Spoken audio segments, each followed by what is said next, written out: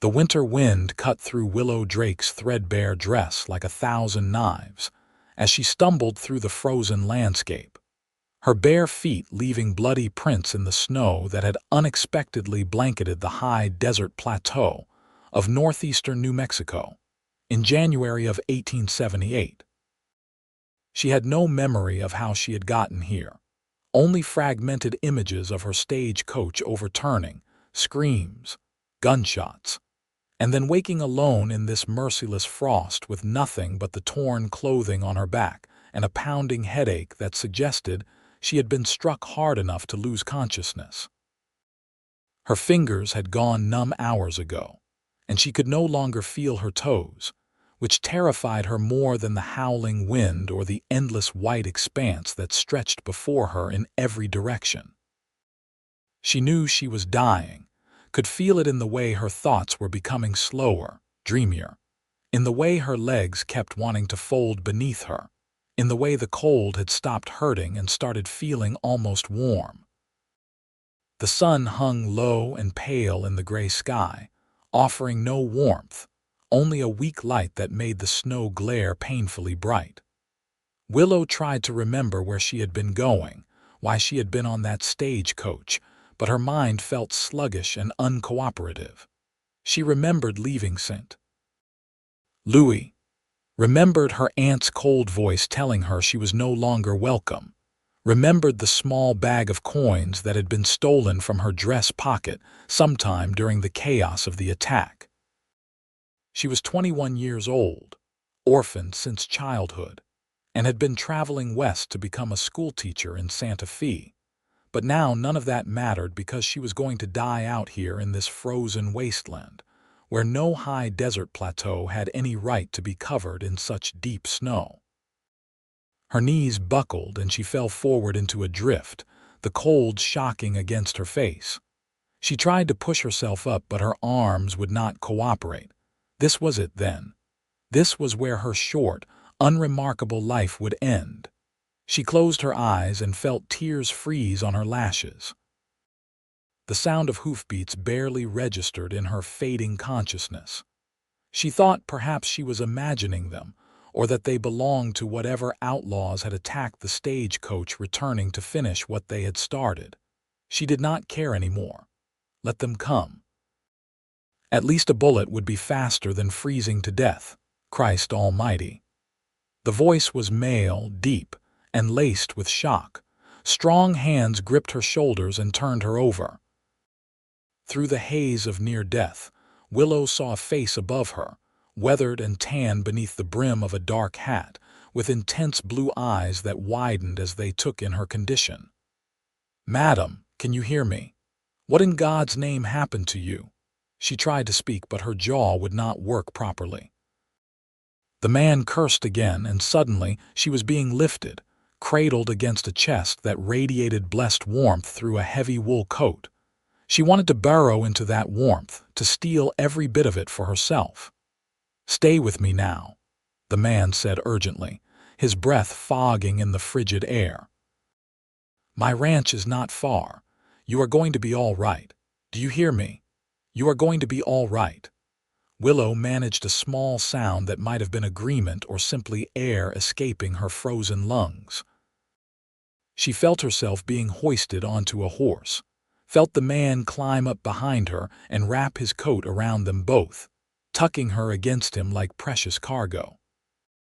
The horse started moving, and the motion should have been jarring, but she barely felt it, too focused on the solid warmth of the body behind her, the arms that held her securely in place. "What is your name?" the man asked, his voice rumbling through his chest into her back. "Can you tell me your name?" Willow, she managed through chattering teeth. "Willow D. Drake." "Willow," he repeated, and something about the way he said it made it sound like a promise. "I am Yates Crawford. My ranch is just over this ridge. You hold on, Willow Drake. You hold on for me." She tried to hold on, tried to stay conscious, but the darkness kept pulling at her. She drifted in and out as the horse carried them forward, aware of the man's voice talking to her continuously, telling her about his ranch, about the warm fire waiting there, about his housekeeper who would know what to do. She caught fragments, found you just in time, and miracle you are alive, and not letting you go. When next she surfaced fully, she was in a small, warm room, lying in a bed beneath heavy quilts. The fire Yates had promised blazed in a stone fireplace, and an older Mexican woman was gently rubbing something that smelled of herbs onto Willow's feet while speaking rapidly in Spanish to someone outside the room. Every inch of Willow's body hurt with the particular agony of frozen flesh beginning to thaw, and she whimpered despite herself. The woman looked up, her weathered face softening with sympathy.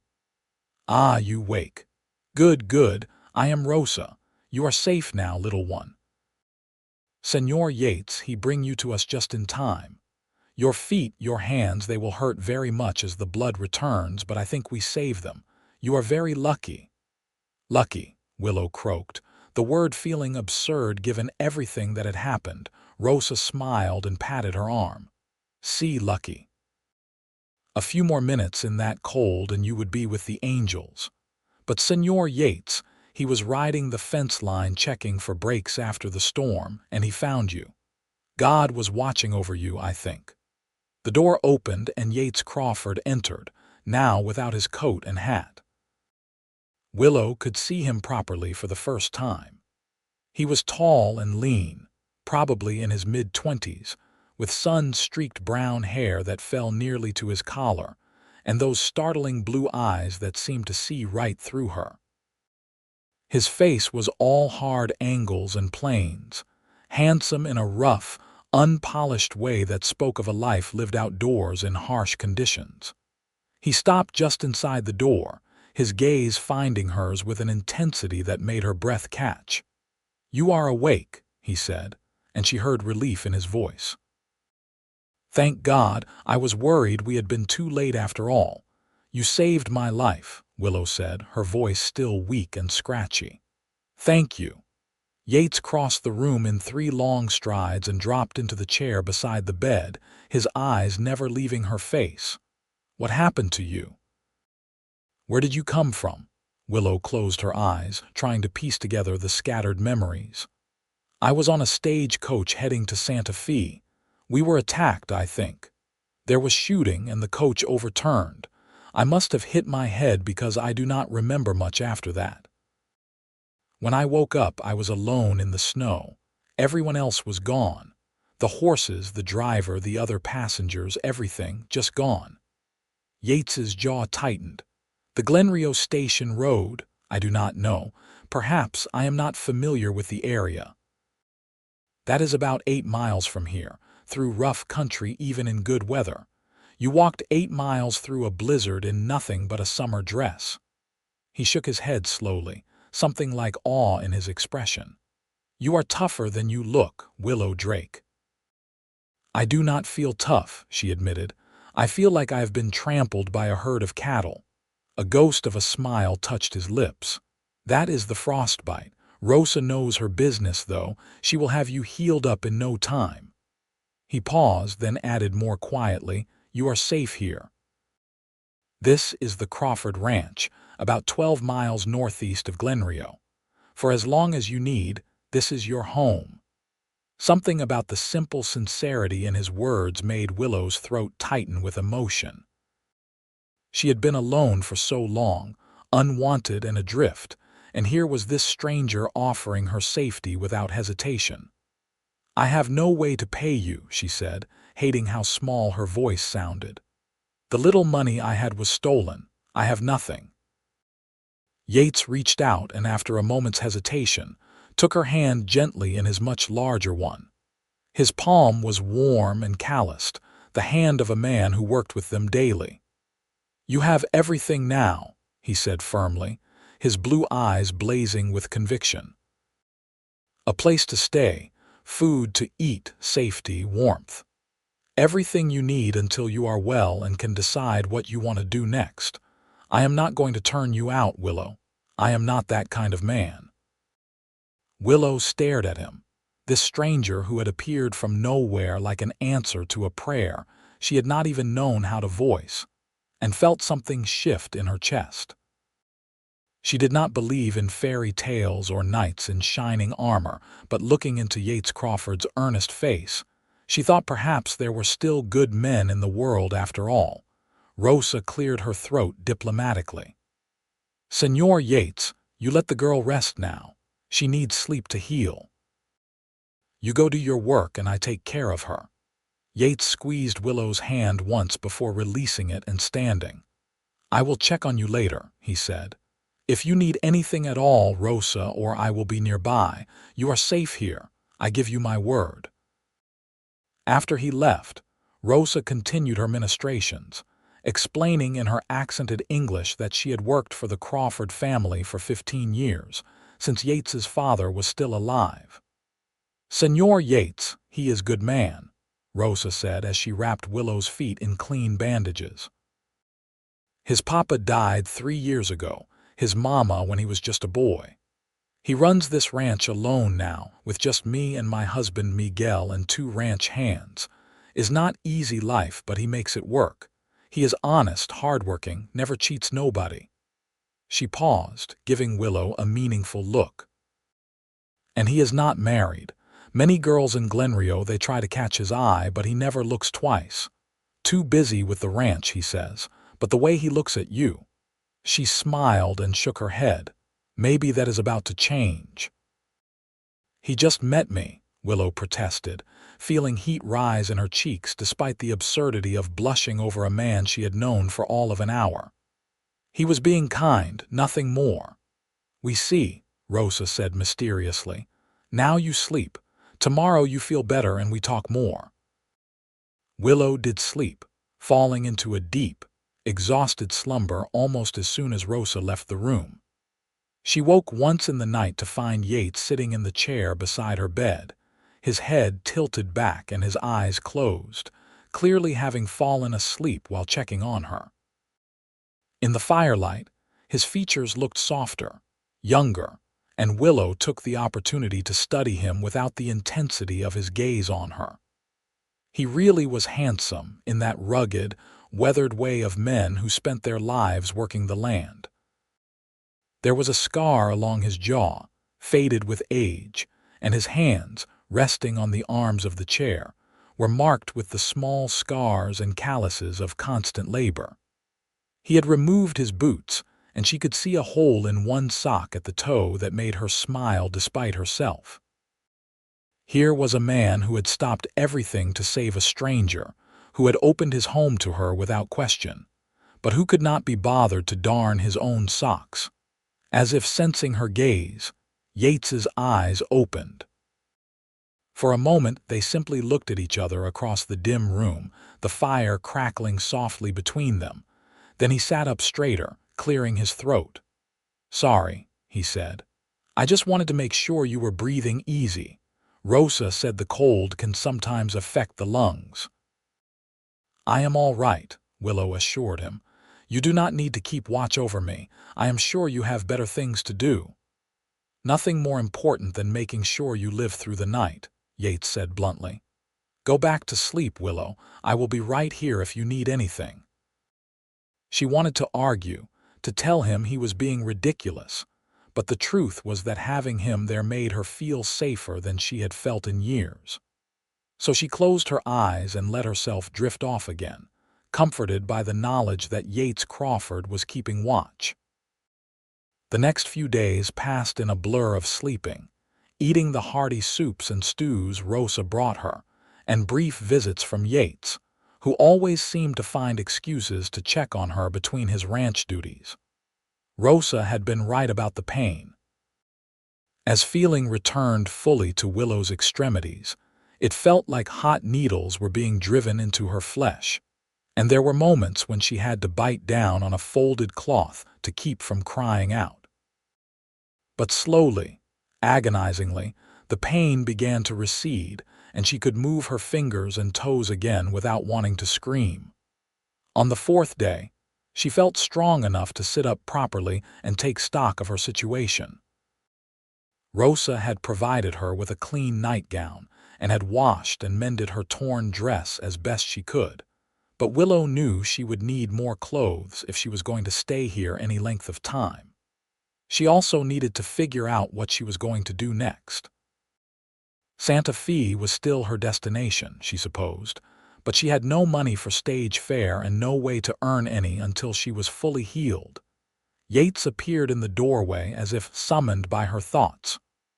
"Rosa says you are doing much better," he said, leaning against the doorframe with his arms crossed. "She thinks maybe tomorrow you can try getting up and walking around a bit." "I would like that," Willow admitted. "I am going mad just lying here." Yates smiled, a real smile this time that reached his eyes and transformed his whole face. "I can imagine. You do not strike me as someone who takes well to being still." "What makes you say that? You walked 8 miles through a blizzard when any sensible person would have curled up and waited to die," he said. "That takes a special kind of stubbornness. Or stupidity," Willow said dryly. "No," Yates said seriously. "Courage. Stupidity would have been giving up." Willow did not know what to say to that, so she changed the subject. "I have been meaning to ask what happened to the stagecoach. Did anyone find it?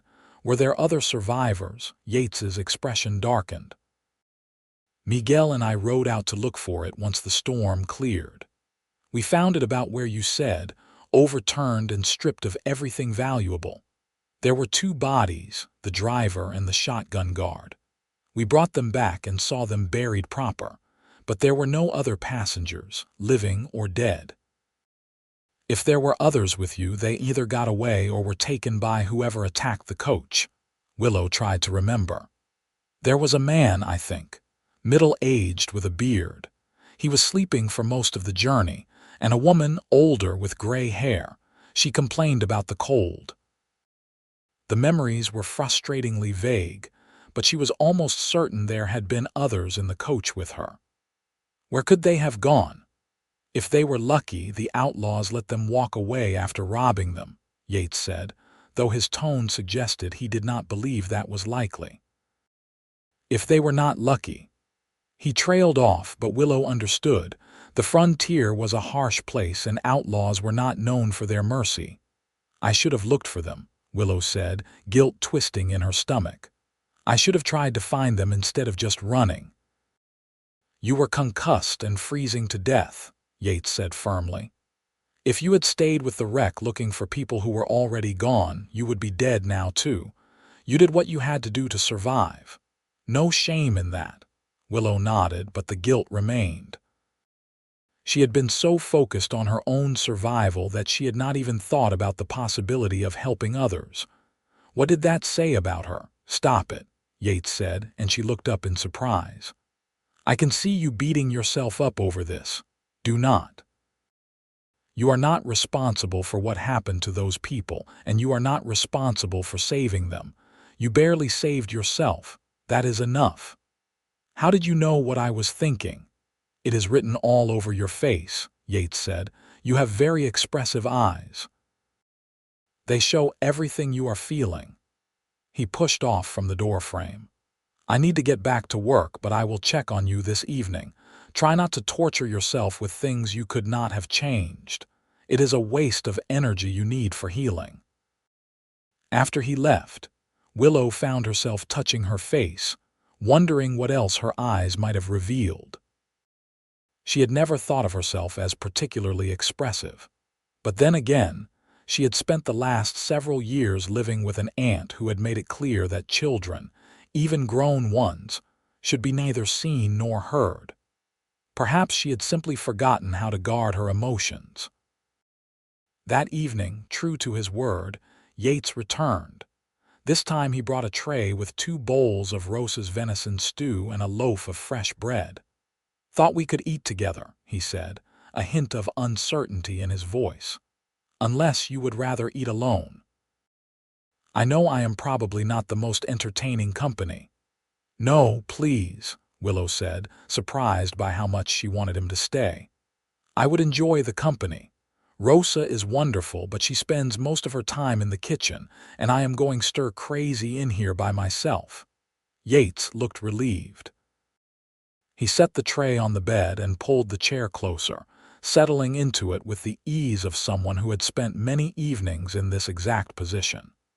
They ate in companionable silence for a while before Yates asked, "So you were heading to Santa Fe to be a teacher?" "That was the plan," Willow confirmed. "I have a letter of introduction from the school board in St. Louis. They have a new schoolhouse opening in the spring and they need teachers. The pay is modest, but it includes room and board, and it seemed like a good opportunity to start over somewhere new." "Why did you need to start over?" Willow hesitated, then decided there was no point in hiding the truth. It was not as if her life story was particularly scandalous. "I was orphaned when I was 9. My parents died of cholera and I went to live with my mother's sister and her husband. They were not cruel exactly, but they made it clear I was a burden they had not asked for. As soon as I was old enough to work, they encouraged me to find employment. I worked as a shop girl and then as a clerk in a law office, saving every penny I could. When I turned 21 last year, I decided it was time to make my own way. My aunt made it clear I was no longer welcome to live with them and staying in St. Louis held nothing for me, so when I saw the advertisement for teachers in Santa Fe, it seemed like fate." "Some fate," Yates said, his voice tight with anger on her behalf. "Leaving you for dead in the snow. You found me," Willow pointed out. "Maybe that was the fate part." Yates looked at her, something unreadable in his eyes. "Maybe it was," he said quietly. Over the following week, a pattern developed. Willow grew stronger each day, first sitting up for longer periods, then standing with Rosa's help, and finally walking around the small guest room under her own power. Her feet were still tender and she tired easily, but the improvement was remarkable. Yates visited her every evening, bringing dinner and staying to talk about his day, the ranch, the unseasonable cold that had finally broken, giving way to the typical mild winter of the high plains. In turn, Willow told him about her life in St. Louis, her love of reading, her nervousness about teaching children who probably knew more about the practical realities of frontier life than she ever would. "You will do fine," Yates assured her. "Teaching is not about knowing everything. It is about helping young people learn to think for themselves and giving them the tools to find their own answers. You strike me as someone who thinks deeply about things. That is what makes a good teacher." "How did you become so wise about teaching?" Willow teased gently. "My mother was a teacher before she married my father," Yates said, his expression softening with memory. "She taught me to read and write and do my numbers. She always said that education was the greatest gift you could give a person because no one could ever take it away from you. I think about that a lot, especially when times are hard. Whatever happens, I have what she taught me. That is worth more than gold." "She sounds like a remarkable woman." "She was," Yates agreed. "She died giving birth to what would have been my little sister when I was 8. Neither of them survived. My father was never quite the same after that. He did his best raising me alone, but I could see the sadness in him every day until he finally passed 3 years back. Heart gave out. The doctor said it was his ticker, but I think it was a broken heart that never healed." Willow reached out impulsively and took his hand. "I am sorry. Losing both your parents and your sister you never got to meet, that must have been terribly hard." Yates looked down at their joined hands, his thumb rubbing absently over her knuckles. "Life out here is hard," he said. "People die young, good people, people who do not deserve it.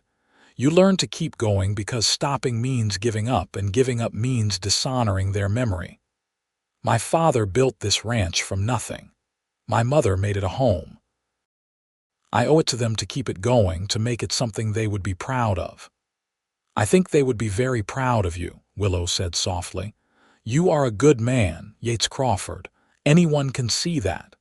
He looked up at her then, and the intensity in his blue eyes made her heart skip a beat. "I am glad you are here, Willow," he said. I know the circumstances were terrible, but I cannot bring myself to regret finding you that day. Is that wrong of me?" "No," Willow whispered. "I am glad you found me too." They sat like that for a long moment, hands clasped, something fragile and precious forming between them. Then Rosa called from the kitchen that she needed help with something, and the spell was broken. Yates gave Willow's hand one last squeeze before standing and excusing himself, but the warmth of his touch lingered long after he was gone. 2 weeks after her rescue, Willow was finally strong enough to venture out of the guest room and explore the rest of the house. It was a modest but well-built structure, all wood and stone, with a large main room that served as kitchen and living space, 2 bedrooms, and the small guest room where Willow had been staying. Rosa and her husband Miguel had a small cottage behind the main house, and the 2 ranch hands, a young man named Charlie and an older cowboy named Dutch, bunked in the barn. Willow met them all properly that first day she emerged from her sick room.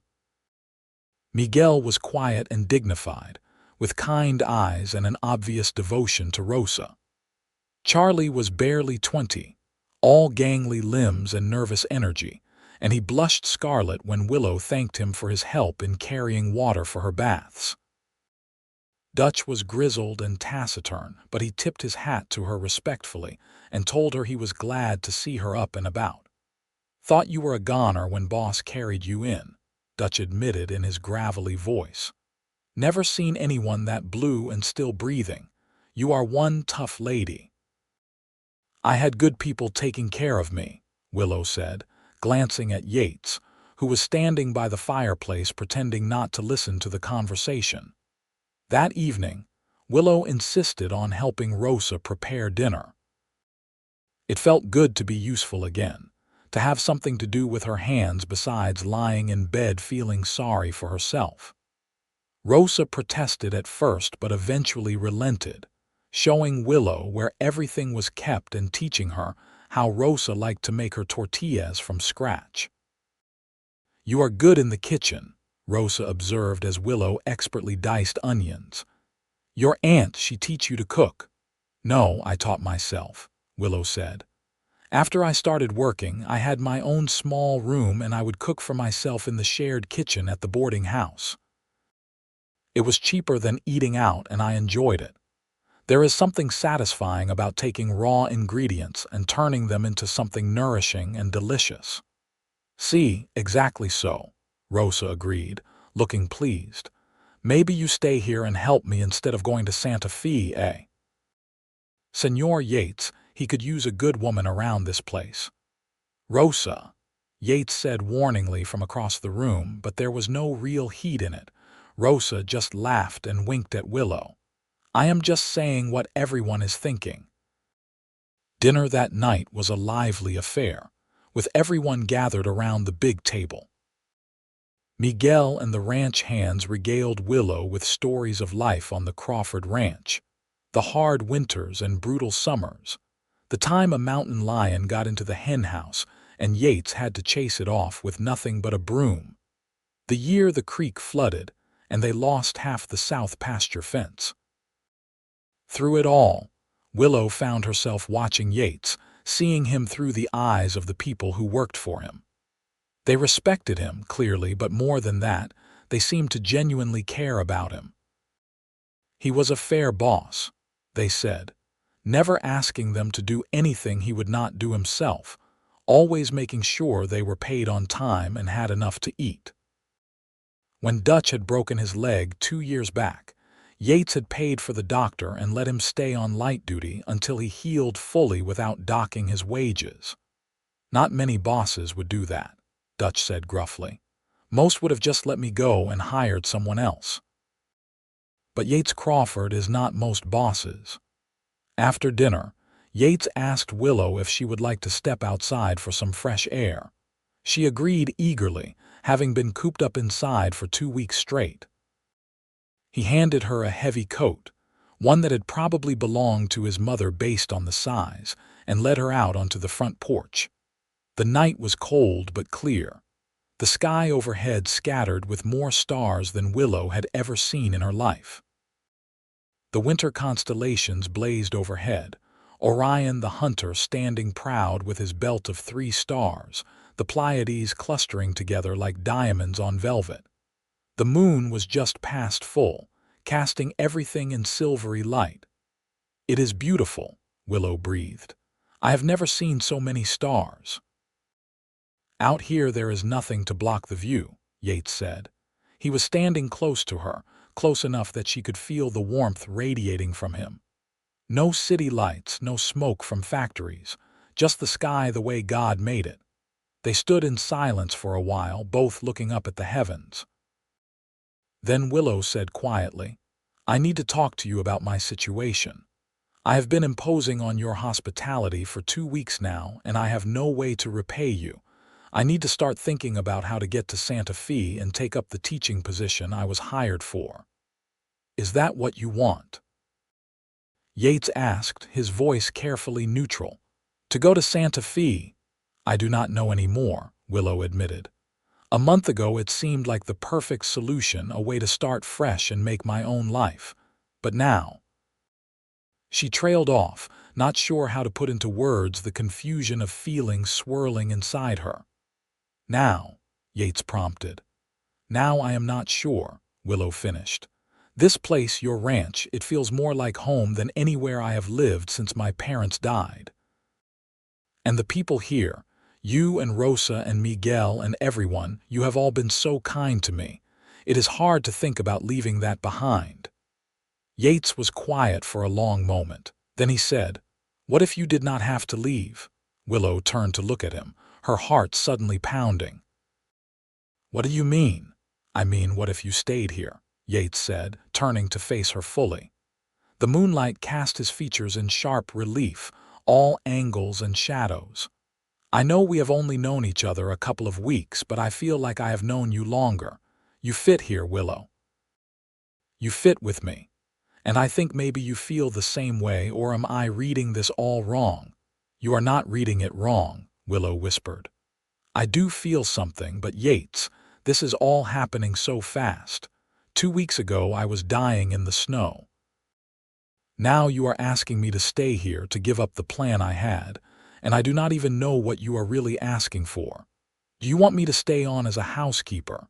As a guest? As something else?" Yates stepped closer, so close that Willow had to tilt her head back to maintain eye contact. "I want you to stay as whatever you want to stay as," he said intently. "If you want to be just a friend, I will take that. If you want to work as a housekeeper, we can arrange that. But what I really want, what I have wanted since the moment I looked into your eyes and saw your strength and your spirit, is a chance to court you properly. To see if this thing between us is real or just gratitude and proximity. I think it is real. I think you were meant to walk into that frozen desert so I could find you, but I need to know if you feel it too." Willow could hardly breathe. Everything in her life had been uncertain for so long, but standing here in the moonlight with Yates Crawford looking at her like she was something precious, she felt more certain than she had about anything in years. "I feel it too," she said. "It terrifies me because I barely know you and this is all so fast, but yes, I feel it too. Whatever this is between us, I want to explore it. I want to stay." The smile that broke across Yates's face was like the sun coming out from behind clouds. "Yeah," he said, and she could hear the hope and joy in his voice. "You mean it?" "I mean it," Willow confirmed. And then suddenly she was in his arms, being lifted off her feet and spun around while Yates laughed with pure delight.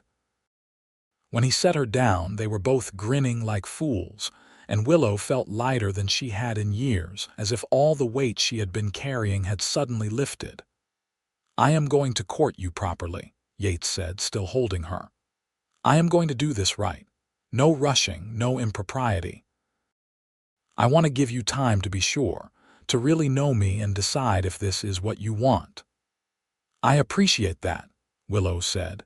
touched by his consideration even as a part of her wanted to skip all the careful courtship and jump straight to the part where they admitted they were falling in love. But he was right. They needed time to build something solid, something that would last. Over the next few weeks, Yates made good on his promise. He courted Willow with old-fashioned determination, bringing her wildflowers he found on the range, taking her on rides around the property on his gentlest mare, sitting with her in the evenings reading aloud from the few books he owned while she mended clothes or helped Rosa with handwork. He told her about his dreams for the ranch, his hope to expand the herd and maybe start breeding horses as well as cattle. She told him about her childhood before her parents died, the happy memories she still treasured of her father teaching her to read and her mother singing while she cooked. They talked about everything and nothing, learning each other's quirks and habits, their likes and dislikes. Yates learned that Willow hated the taste of coffee but loved tea, that she was terrified of snakes but could handle a spider without flinching, that she had a surprisingly sharp sense of humor that could catch him off guard and make him laugh. Willow learned that Yates was an early riser who liked to watch the sunrise, that he had a sweet tooth for Rosa's sugar cookies, that he could not carry a tune to save his life, but he hummed tunelessly while he worked, that he was quietly generous and would give away his last dollar to someone in need without a second thought. One afternoon in early February, Yates asked Willow if she would like to ride into Glenrio with him. "I need to pick up supplies and you have been stuck on the ranch for a month now," he said. "Thought you might like to see the town, meet some of the folks.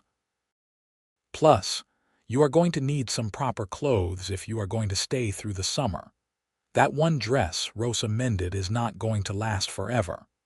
Willow agreed eagerly. She had been wondering about Glenrio, the small town that was the nearest bit of civilization to the ranch. The ride took about 2 hours at an easy pace, with Willow riding the gentle chestnut mare Yates had picked out for her. The landscape was stark and beautiful, all muted browns and grays with the occasional splash of green where the winter rains had brought up grass. In the distance, mesas rose against the pale blue sky, and Willow could see why people fell in love with this harsh land despite its dangers. Glenrio turned out to be a small but bustling town, with a main street lined with wooden buildings in various states of repair. There was a general store, a saloon, a blacksmith, a small church, and a handful of other businesses. People moved along the wooden sidewalks with purpose, stopping to chat with neighbors or conduct business. As Yates helped Willow down from her horse, she noticed several people watching them with undisguised curiosity. "Word travels fast out here," Yates murmured to her. "By now, everyone has heard that I pulled a half-frozen woman out of the snow and brought her home. They are going to be curious about you." "Should I be worried?" Willow asked. "No," Yates said firmly. "Just be yourself. They are going to love you." Their first stop was the general store, a cavernous space packed with everything from foodstuffs to tools to bolts of cloth. The proprietor, a round man with mutton-chop sideburns, greeted Yates warmly and then turned curious eyes on Willow. "This must be the young lady we have all been hearing about," he said. "Walter Jenkins, at your service, miss. Pleased to make your acquaintance." "Willow Drake," Willow said, shaking his offered hand. "Pleased to meet you as well, Mr. Jenkins." "Willow is going to be staying on at the ranch," Yates said, his tone making it clear that he was not going to tolerate any speculation or gossip. "She needs some proper clothes for the climate." "Can you help us with that?" Walter Jenkins, to his credit, took the hint. Of course. My wife keeps a selection of ready-made dresses in the back, and we have plenty of cloth if you prefer to sew your own. Let me get her to help you, Miss Drake. She has a much better eye for these things than I do." Mrs. Jenkins turned out to be a cheerful woman with sharp eyes and a no-nonsense manner. She took one look at Willow and started pulling down bolts of practical fabrics, sturdy muslins and calicos that would hold up to ranch life. "You will want at least 3 good work dresses," she said, "and probably a nicer one for church and social occasions." "Do you sew, dear?" "I do," Willow confirmed. "Good. Then we will set you up with the fabric and notions and you can make them up yourself. More economical that way, and you can fit them exactly to your measurements." She paused, then added more quietly, "It is good to see Yates with someone. He has been alone too long, that boy. Needs someone to share his life with."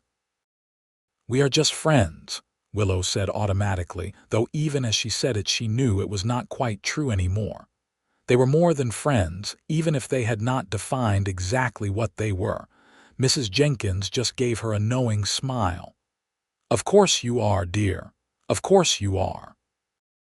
They left the general store laden with parcels, having purchased not just fabric but also thread, buttons, a new pair of sturdy boots for Willow, and various supplies for the ranch. Yates seemed pleased with the purchases, insisting on buying Willow a pretty blue ribbon for her hair despite her protests that it was unnecessary. "I want to," he said simply. "Let me do something nice for you." Their next stop was the saloon, which surprised Willow until Yates explained that he needed to talk to the owner about buying a horse. The saloon was dimly lit and smelled of tobacco and beer, but it was relatively clean, and the bartender greeted Yates like an old friend. They were just concluding their business when a woman emerged from the back room, a striking blonde in a dress that was far too fancy and revealing for a Tuesday afternoon in a small frontier town. "Yates Crawford," the woman said, her voice like honey. "I heard you were in town. You have been making yourself scarce lately. Been busy with the ranch, Vivian," Yates said, his tone polite but cool. "You know how it is." Vivian's green eyes slid to Willow and something sharp and calculating entered her gaze. "And who is this?" "Willow Drake," Yates said. "Willow, this is Vivian Dixon. Her father owns the saloon." "How do you do?" Willow said, offering her hand politely. Vivian took it limply, barely touching Willow's fingers before dropping it. "So you are the stray Yates picked up in the snow," she said, her smile not reaching her eyes. "How fortunate for you. Most people who get caught out in a blizzard do not live to tell the tale." "I was very lucky," Willow agreed, sensing the hostility beneath Vivian's sweet tone but refusing to rise to it. "And now you are staying at Yates's ranch. How cozy." Vivian turned to Yates, laying a possessive hand on his arm. "You know people are going to talk, Yates. A single man with an unmarried woman living under his roof.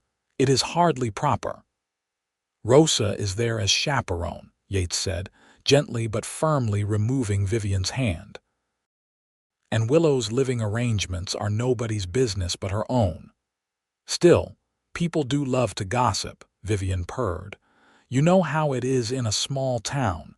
Reputations can be so fragile." "Then people should find something better to do with their time," Yates said, his voice taking on an edge. "If you will excuse us, Vivian, we have other stops to make." He guided Willow out of the saloon with a hand at her back, and she could feel the tension in him.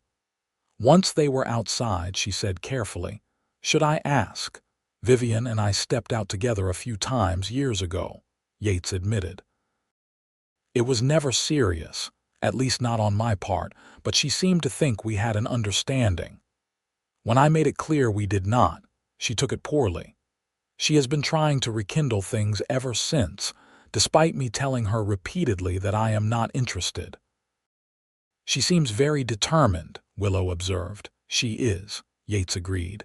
"But she's going to have to accept that I have moved on. My heart is elsewhere now." He looked at Willow as he said it, and the meaning was clear. Willow felt warmth bloom in her chest, but also a flutter of worry. She did not want to cause trouble for Yates, did not want to be the source of gossip or problems. As if reading her thoughts, Yates stopped and turned to face her. "Do not let Vivian get in your head," he said. "She is just jealous because she cannot stand that I chose you over her. And yes, people might gossip, but anyone who knows me knows I would never compromise your reputation. You are safe at the ranch in every way." "I know," Willow said. "I trust you, Yates, completely." The smile he gave her was bright enough to chase away any lingering worry. They finished their errands, stopping at the blacksmith to pick up some repaired tools and at the church to meet the minister, a kind man named Reverend Thomas who welcomed Willow warmly and invited her to attend services on Sunday. By the time they headed back to the ranch, the sun was beginning to set, painting the sky in shades of orange and pink. "Thank you for today," Willow said as they rode. "It was nice to see the town and meet people." "Even Vivian?" Yates asked wryly. "Well, maybe not Vivian," Willow admitted. "But everyone else was very kind." "They were curious," Yates corrected. "But yes, they were kind. This is a good community for the most part. People look out for each other. When my father died, half the town showed up to help with the cattle drive that spring. They did not have to do that, but they did because that is what neighbors do out here. We take care of our own." "And am I one of your own now?" Willow asked. Yates reached across the space between their horses and took her hand. "You are more than that," he said. "You are mine if you will have me, and I am yours for as long as you will keep me." It was not quite a proposal, but it felt like a promise, and Willow held on to it all the way home. The weeks turned into months. Winter gave way to early spring, and the ranch came alive with activity. There were calves being born, fences to be mended, the vegetable garden to be planted. Willow threw herself into ranch life, learning from Rosa how to manage the household, from Miguel how to tend the garden, from Yates how to really ride and how to help with the lighter ranch work. She discovered she had a knack for handling the chickens and took over the henhouse, collecting eggs and tending to the birds with a patience that made Rosa laugh.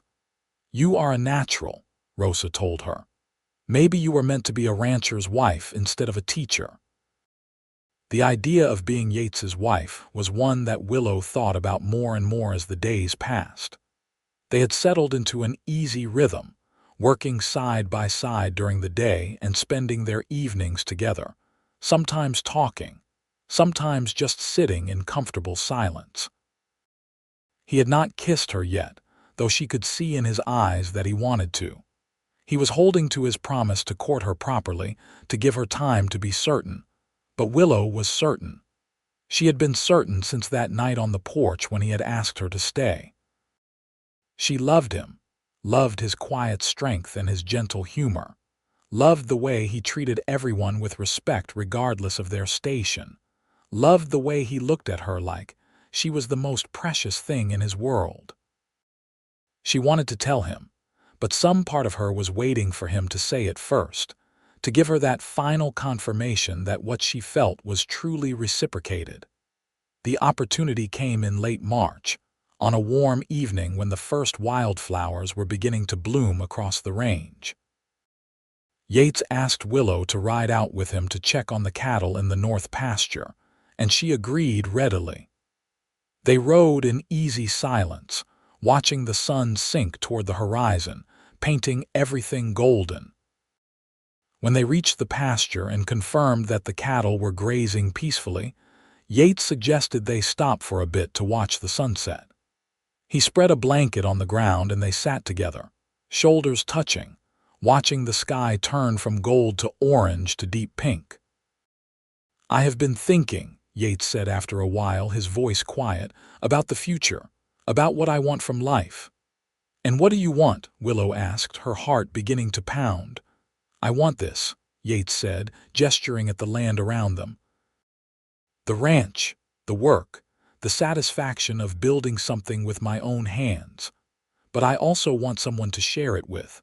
I want a partner, someone who understands what this life demands and is willing to embrace it anyway.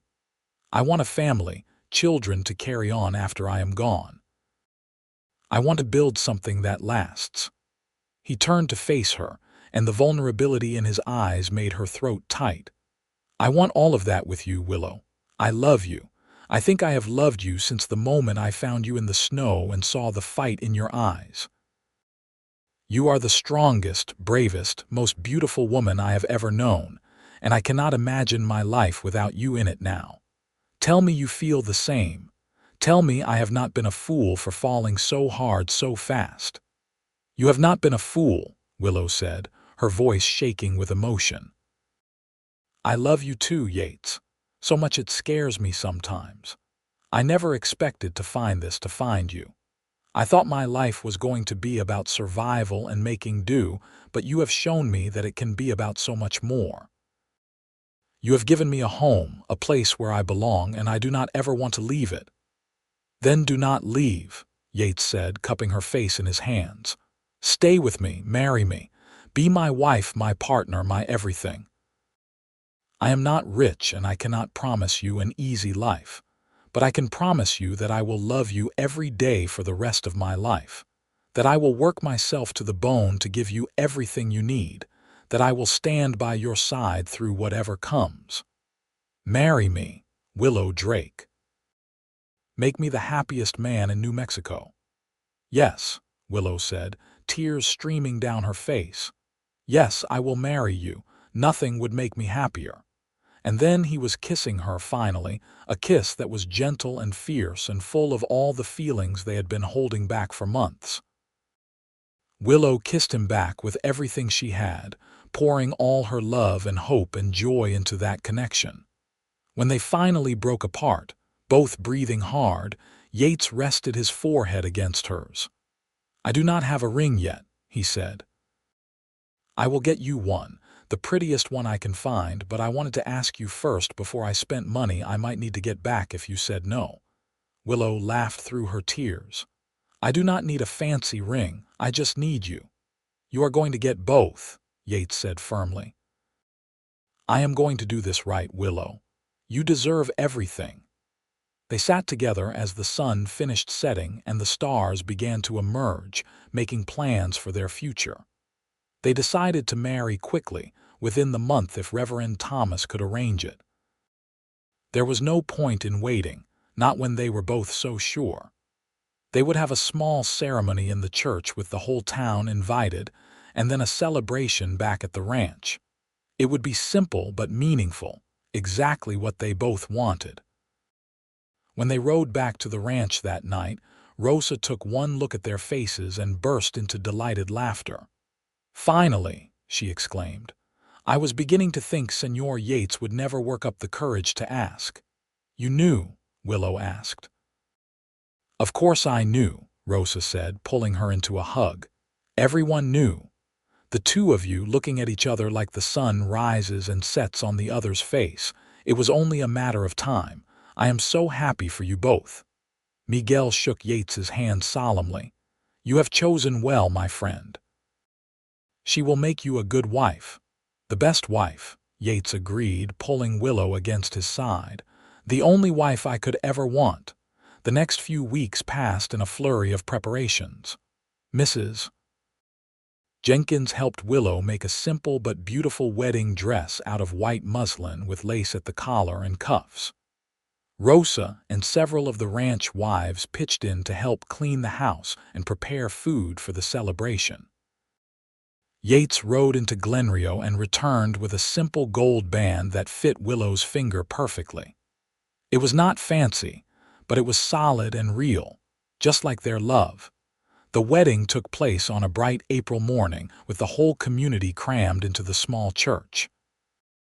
Willow wore her white dress and carried a bouquet of the wildflowers Yates had picked for her that morning. She walked down the aisle alone, having no family to give her away, but she did not feel alone. The church was full of friends, of people who had welcomed her into their community and made her feel like she belonged. Yates waited for her at the altar, looking nervous and proud in his best suit, his hair slicked back and his boots polished to a shine. When she reached him and took his hand, his whole face lit up with such joy that Willow felt her heart might burst.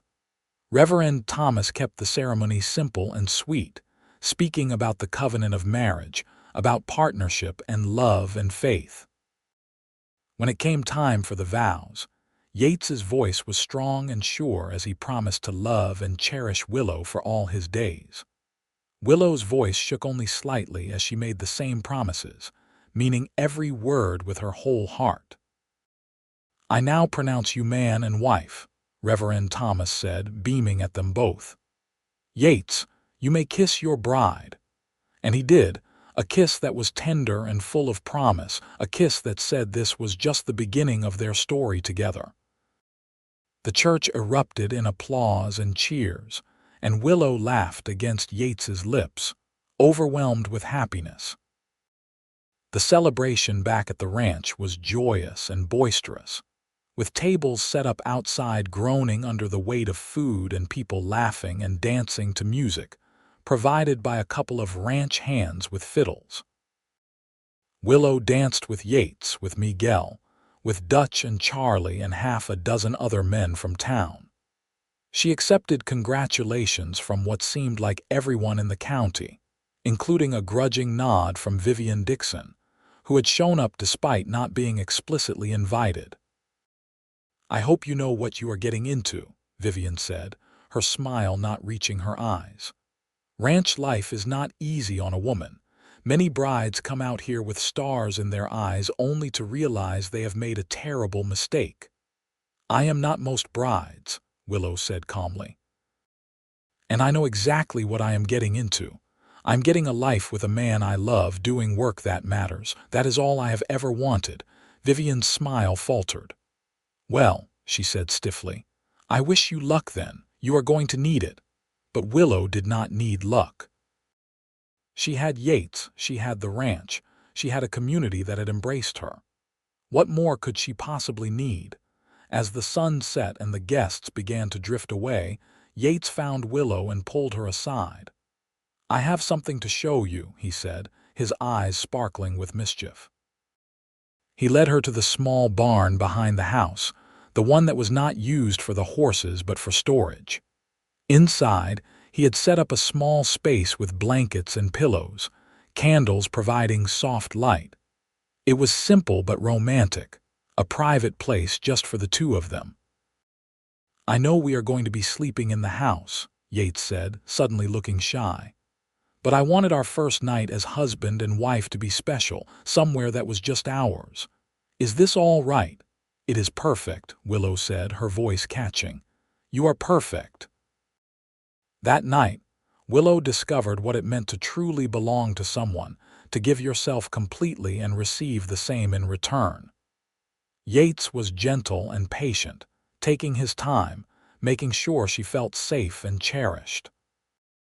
When they finally came together, it felt like the most natural thing in the world, like two pieces that had always been meant to fit together finally finding their place. Afterward, lying wrapped in Yates's arms with her head on his chest, listening to the steady thump of his heartbeat, Willow felt a peace she had never known. This was home. Not the ranch, not the house, but this, being held by the man she loved, knowing she was exactly where she was meant to be. "I love you, Mrs. Crawford," Yates murmured into her hair. "I love you too, Mr. Crawford," Willow replied, smiling in the darkness. "So very much." The first year of their marriage was full of hard work and small joys. Willow learned the rhythms of ranch life, the endless cycle of chores and maintenance, the satisfaction of watching things grow under her care. She took over the vegetable garden completely, expanding it and learning from trial and error what would grow best in the New Mexico climate. She helped Rosa with the cooking and cleaning, though now as mistress of the house rather than a guest. She learned to shoot, because Yates insisted she needed to be able to protect herself when he was out on the range. But more than the work, Willow reveled in the simple pleasure of being married to Yates. She loved waking up next to him every morning, loved the way he would pull her close and kiss her before getting up to start the day. She loved working alongside him, the comfortable silence that came from two people who understood each other completely. She loved their evenings together, sometimes talking about their days, sometimes reading together, sometimes just sitting and enjoying each other's presence. In the fall, Willow discovered she was pregnant.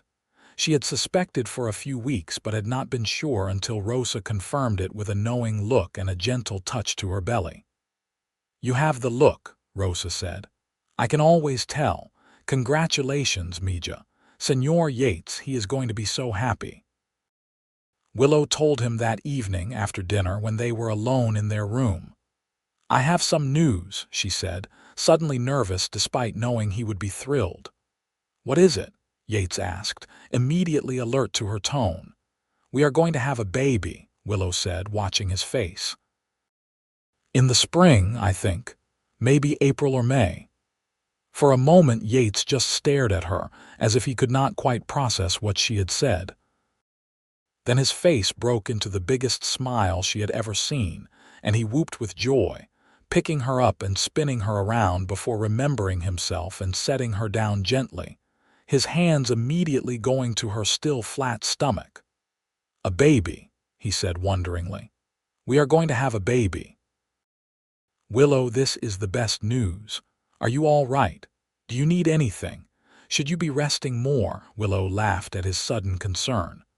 "I am fine," she assured him. "Rosa says the first few months I should be careful not to overdo it, but otherwise everything is normal. Women have been having babies forever, Yates. I am going to be fine." But Yates fussed over her anyway, insisting she sit down more, not lift heavy things, eat extra portions of everything. Willow found it endearing even as she rolled her eyes at his excessive caution. This was going to be a long pregnancy if he kept this up. As winter set in again, Willow's body changed. Her belly swelled with their growing child, and she felt the first flutters of movement that gradually strengthened into definite kicks. Yates was fascinated by it, spending long evenings with his hand on her stomach, feeling their baby move, talking to it about the ranch and the life they were going to give it. "I want to be a good father," he told Willow one night. "I want to be there for our child the way my father was there for me, but better. I want them to know they are loved every single day of their life." "You are going to be a wonderful father," Willow said with certainty. "I see how you are with the animals, with Charlie and the others. You are patient and kind and strong.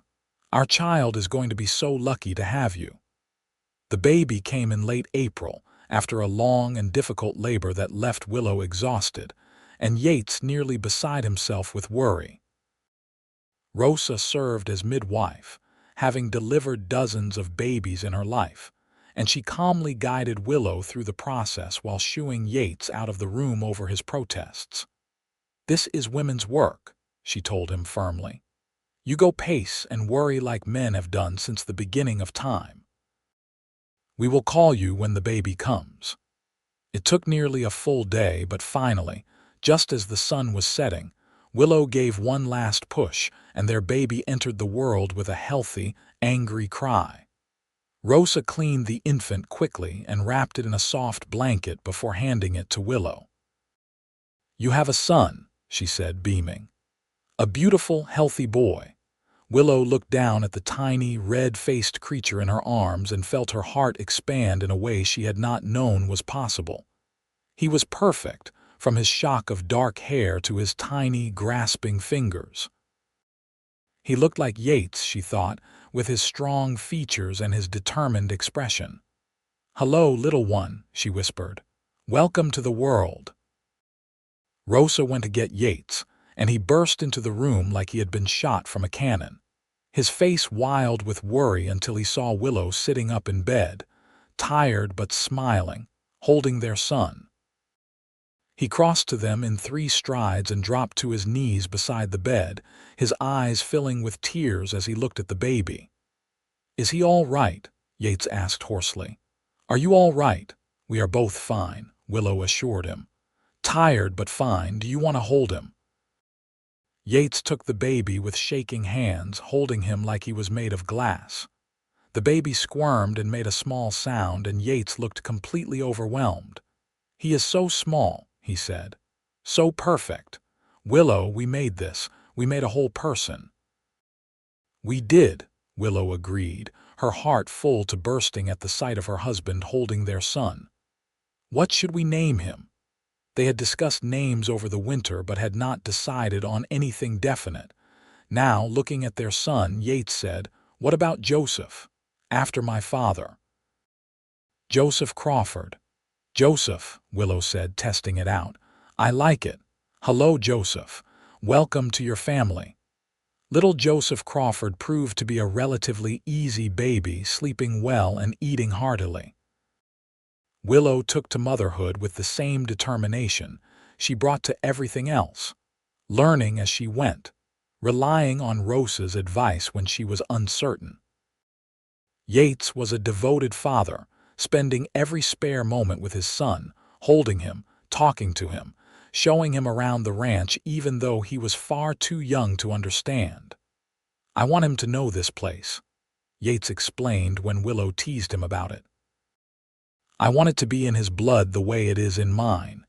This ranch is his birthright, his future. The sooner he starts learning it, the better." As Joseph grew from infant to toddler, the ranch prospered.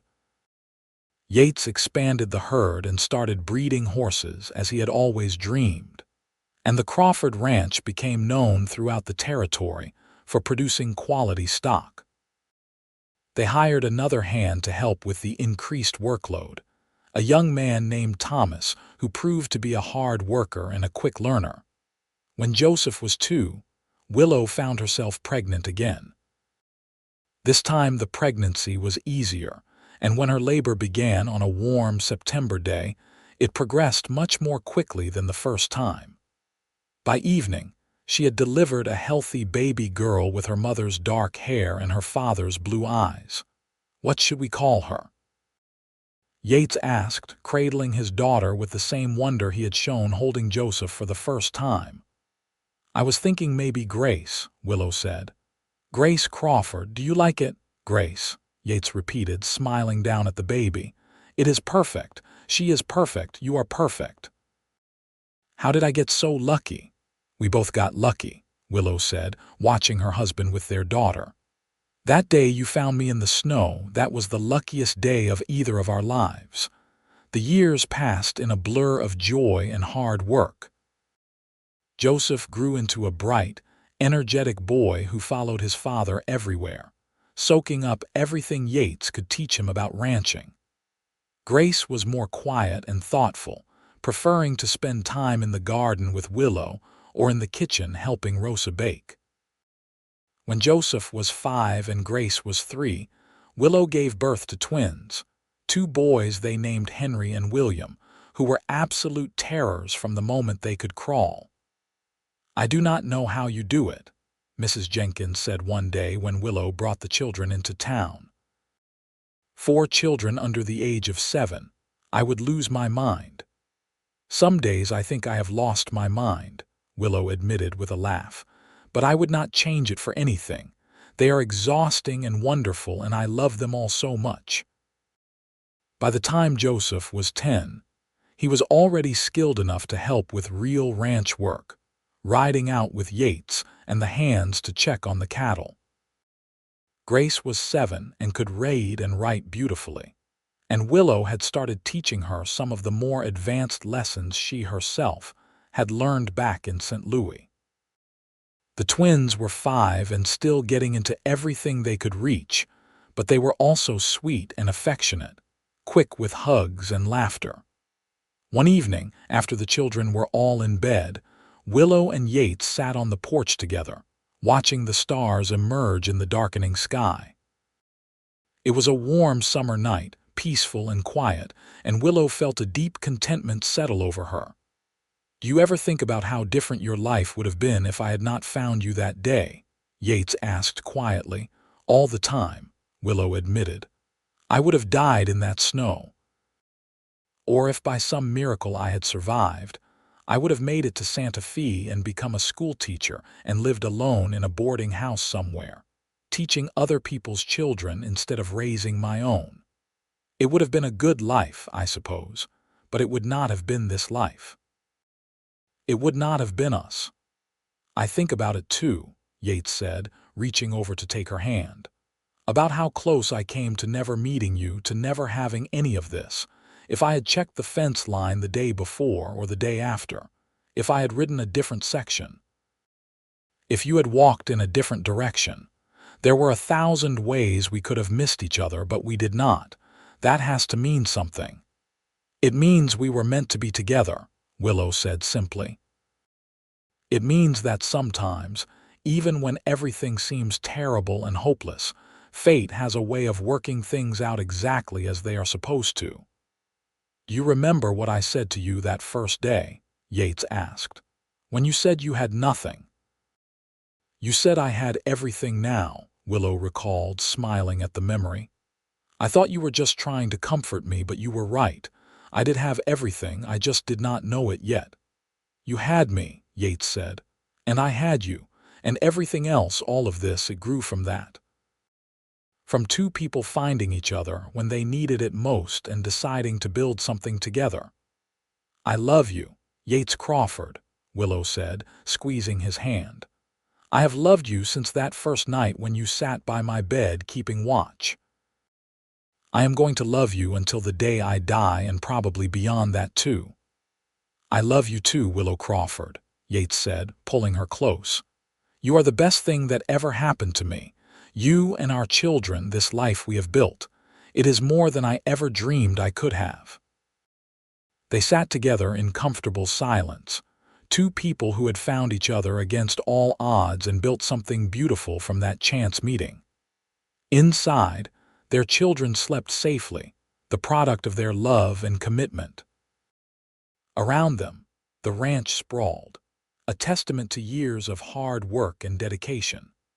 Above, the stars blazed in the vast New Mexico sky, the same stars that had watched over Willow the night Yates found her, the same stars that would watch over their children and grandchildren in the years to come.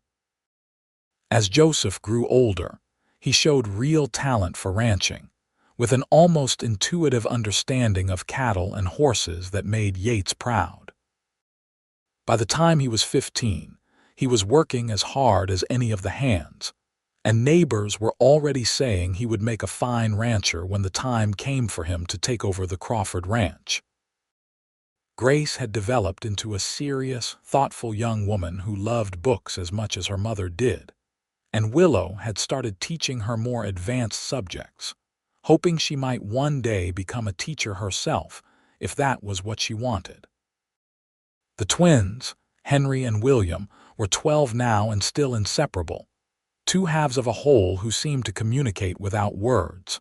When Joseph turned 18, Yates officially made him a partner in the ranch, giving him a share of the profits and a say in major decisions.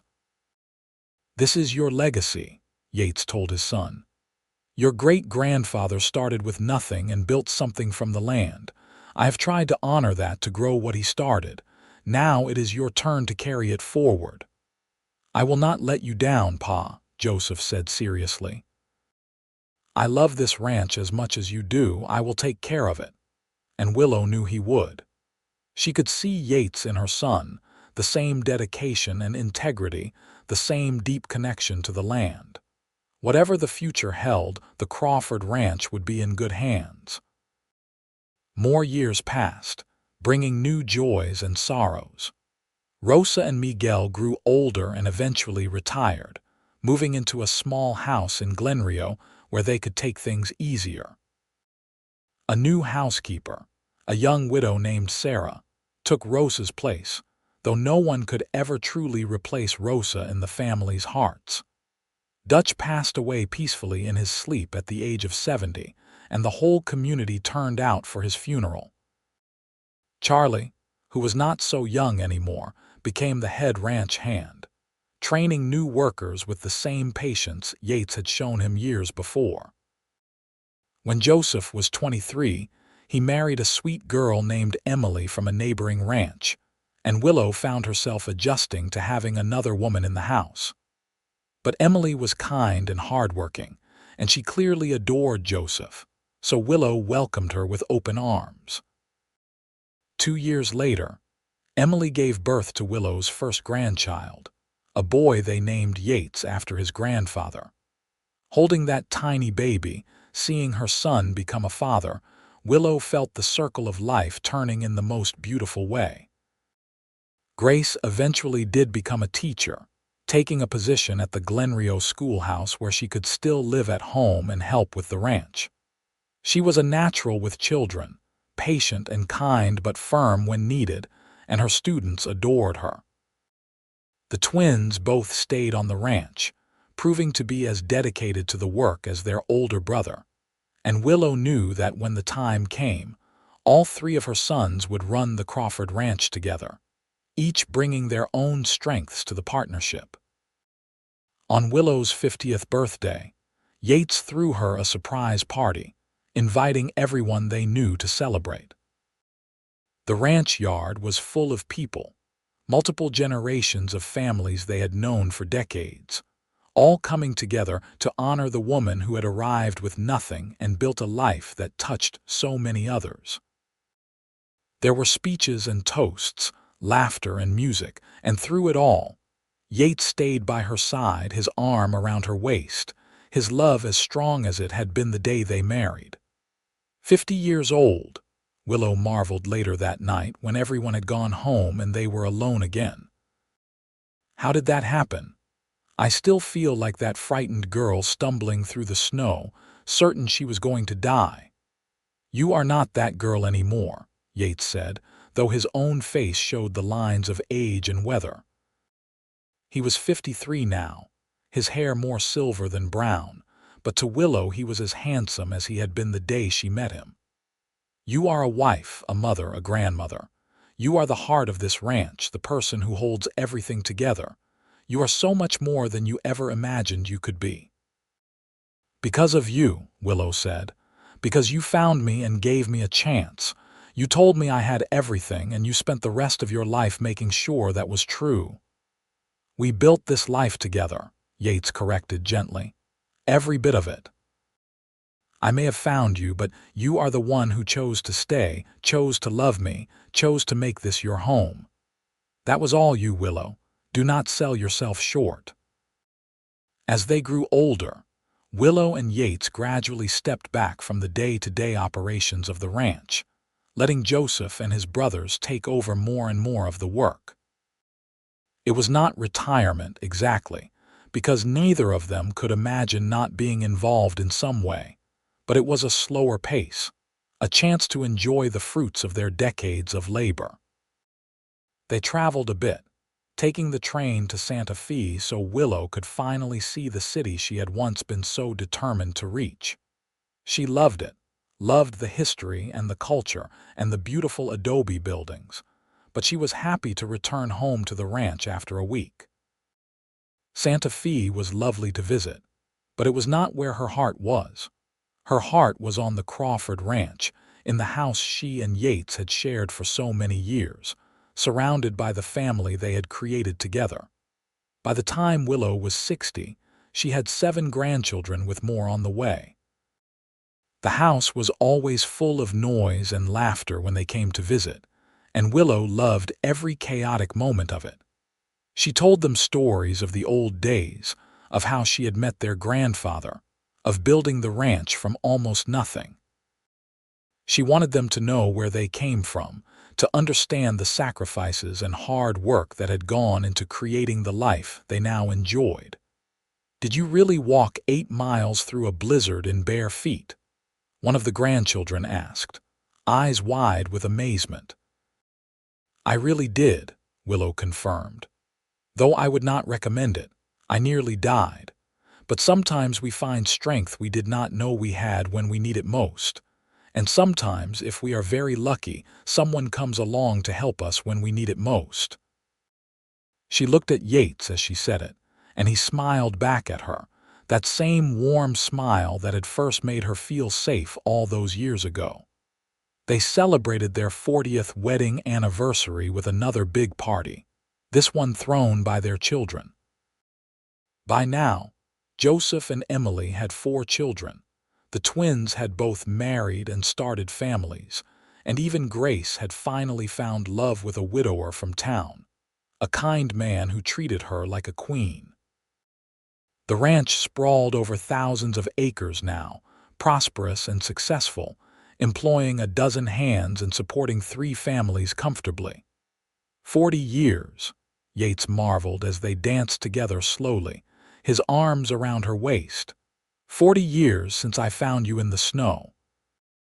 Best decision I ever made, stopping to check that section of fence that day. Best thing that ever happened to me, you finding me, Willow agreed. I was lost in every way a person can be lost, and you gave me a home, a family, a purpose. You gave me everything. We gave each other everything, Yates said. That is what love is, I think. 2 people choosing every day to build something together, to support each other, to make each other better. I am a better man because of you, Willow Crawford. I have been from the day we met. As the years continued to pass, Willow and Yates settled into a peaceful routine. They still helped with the ranch when needed, but mostly they spent their time enjoying each other's company, reading together in the evenings, taking slow walks around the property, watching the grandchildren grow. Yates's joints were stiff with arthritis now, and Willow's hair had gone completely silver.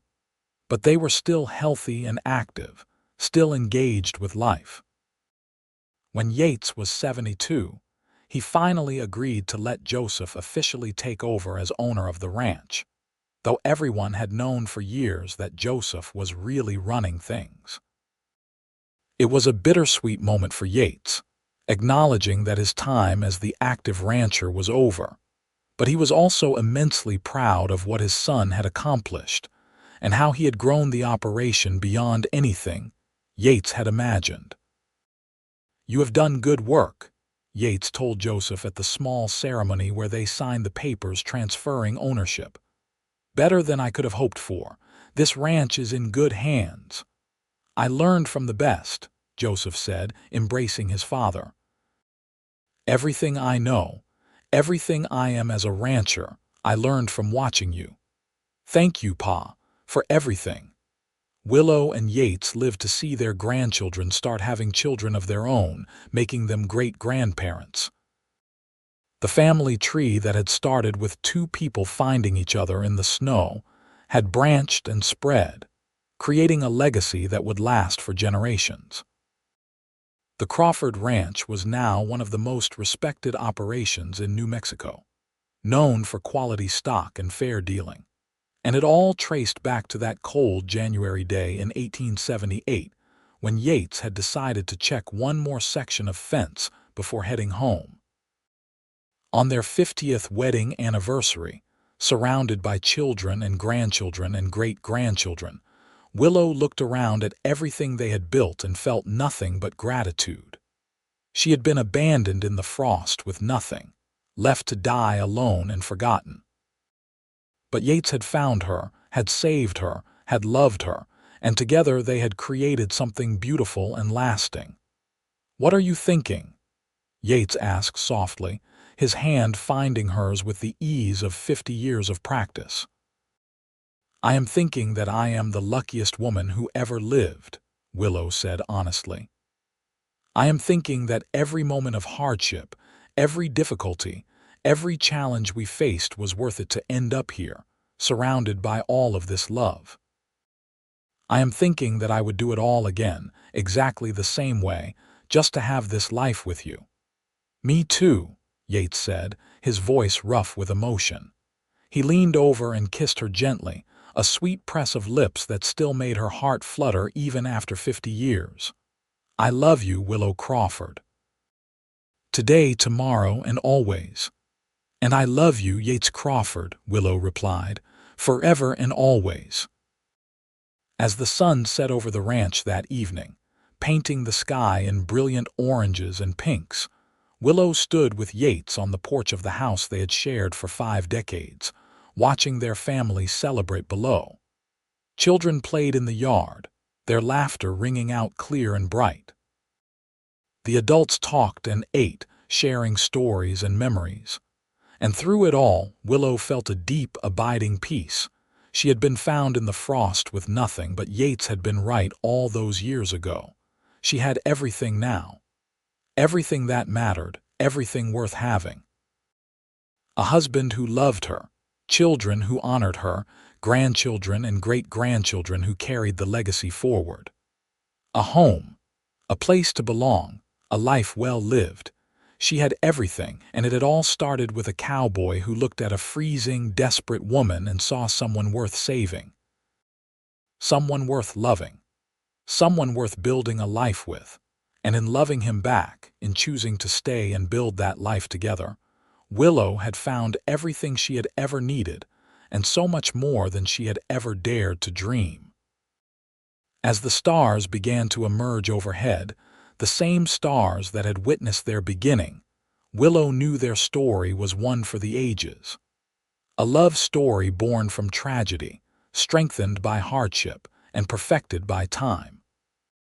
A story of two people who found each other when they needed it most and chose each other every day after that. It was a story she would carry with her always. A reminder that even in our darkest moments when we think we have nothing left, salvation can come from the most unexpected places. And sometimes, just sometimes, that salvation comes in the form of a cowboy with kind eyes and a generous heart who sees past your circumstances to the person you truly are. Willow tightened her grip on Yates's hand and leaned her head on his shoulder, content in the knowledge that whatever time they had left would be spent exactly like this, together, surrounded by the love they had built and the legacy they would leave behind. She had everything now, just as he had promised, and she would be grateful for it every day for the rest of her life.